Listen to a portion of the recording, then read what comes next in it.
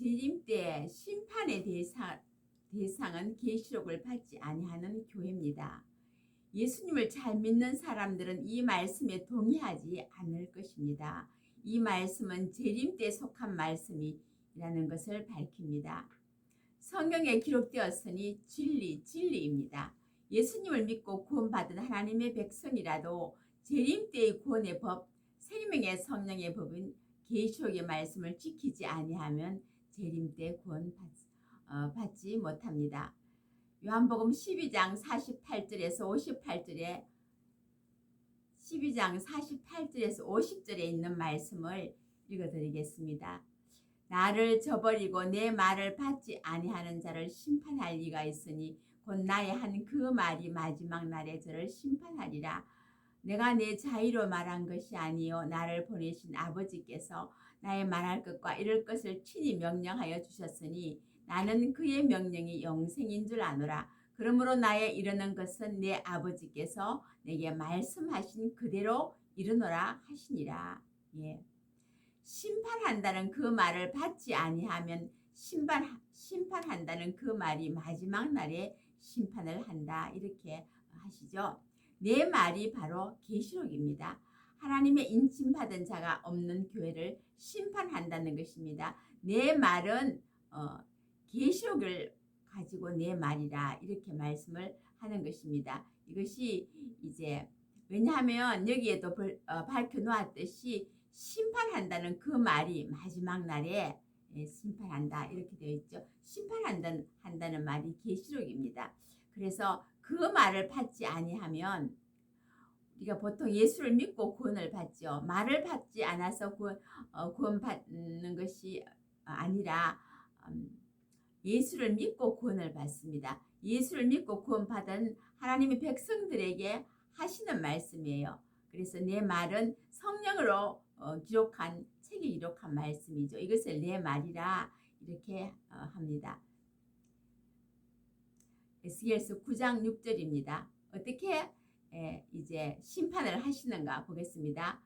늙은 자와 젊은 자와 처녀와 어린아이와 부녀를 다 죽이되 이마에 표 있는 자에게는 가까이 말라 내 성소에서 시작할지니라 하시매 그들이 성전 앞에 있는 늙은 자들로부터 시작하더라. 성소가 교회입니다.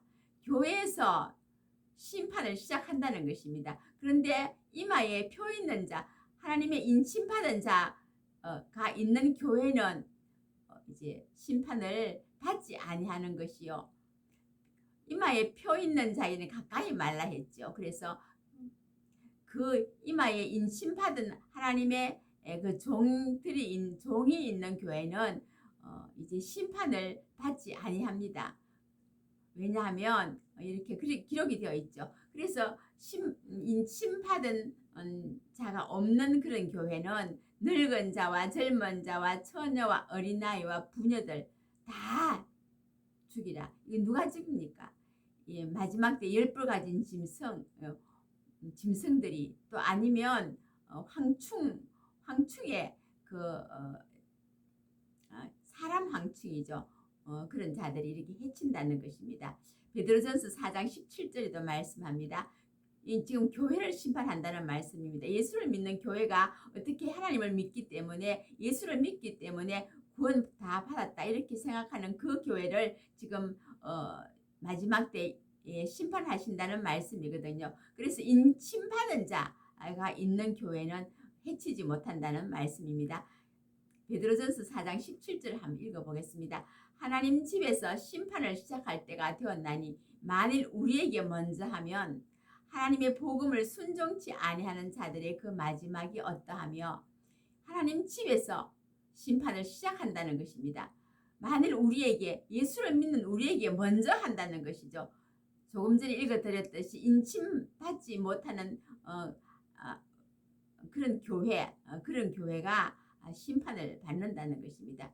그래서 우리에게 먼저 하면 예수 믿는 우리에게 먼저 하면 하나님의 복음을 순종치 아니하는 자들이 그 마지막 그러니까 예수를 믿지 아니하는 자들 전한 복음을 말하죠. 그 사람들에게는 얼마나 더 큰 그 심판이 임하겠는가.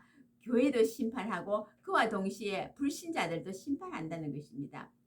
재림 때 계시록의 말씀이 없는 교회부터 심판을 시작합니다. 재림 때는 계시록을 받지 아니하면 생명의 성령의 법으로 심판을 받으니 믿음의 법을 가진 교회가 다 심판의 대상이 됩니다. 그래서 열 처녀의 그 비유를 보더라도 열 처녀가 다 등을 들고 있습니다. 들고 있는데 신랑을 못 만나죠. 다만 5사람은 기름을 준비하고 있었기 때문에 그렇습니다. 그래서 열 처녀가 들고 있던 그 등불로 믿음의 법으로는 구원을 받지 못하고 기름을 준비한 5처녀만 구원을 받는다라는 것입니다. 그래서 믿음의 법이 이제 마지막 때에는 구원을 받지 못하고 생명의 성령의 법으로 마지막 때 재림 때 그 법으로 우리가 구원을 받는다는 말씀을 우리가 이해를 하실 수가 있습니다. 이사야 66장 6절입니다. 헌화하는 소리가 성읍에서부터 오며 목소리가 성전에서부터 들리니 이는 여호와께서 그 대적에게 보응하는 목소리로다. 아멘. 계시록 11장 2절도 읽어보겠습니다. 성전 방마당은 청량하지 말고 그냥 두라. 이것을 이방인에게 주었은즉 저희가 거룩한 성을 12달 동안 짓밟으리라. 아멘. 헌화한다는 것은 무슨 말인가 하면 시끄럽게 떠든다는 소리입니다. 그 소리가 어디에서부터 들리는가 하면 성전에서부터 들린다. 구원받은 하나님의 교회인데 어떻게 여기서 이제 이 심판이 있는가 라고 생각하는 분들에게 이 말씀을 들어보시면 이 말씀을 보시면 이해가 갈 것입니다. 헌화하는 소리가 성읍에서부터 오며 목소리가 성전에서부터 들리니 이는 여호와께서 그 대적에게 부응하는 목소리로다. 교회가 하나님의 대적이 되었던 것입니다. 하나님의 그 구원의 법이 생명의 성령의 법인데 믿음의 법을 가지고만 기다리고 있으니까 이제 심판의 대상이 되어서 심판을 받는다는 말씀이죠.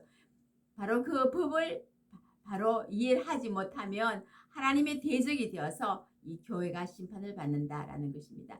계시록 11장 2절도 마찬가지입니다. 예, 성전 방마당에는 필요산 교회죠. 그래서 번제단이 있고 물두멍이 있다는 것입니다. 그 교회가 하나님께서 이방인에게 주어버린다는 것입니다. 그래서 이제 성전 방마당은 청량하지 말고 그냥 두라. 이것을 이방인에게 주었은즉 이방인들이 들어와서 짓밟아 버린다. 담을 흘러버린다는 것입니다. 그래서 42달 동안 짓밟히니까 이 심판을 말하는 것이죠. 그래서 재림 때에 번제단이 있는 닭간마당은 피로선 교회라는 것입니다. 그래서 우리가 이 예수를 믿고 구원 받았다고 하지만 재림 때는 그 믿음의 법 가지고는 구원을 받을 수가 없고 생명의 성령의 법 계시록의 말씀으로 구원을 받는다라는 말씀을 드리는 것입니다. 말씀을 마치겠습니다.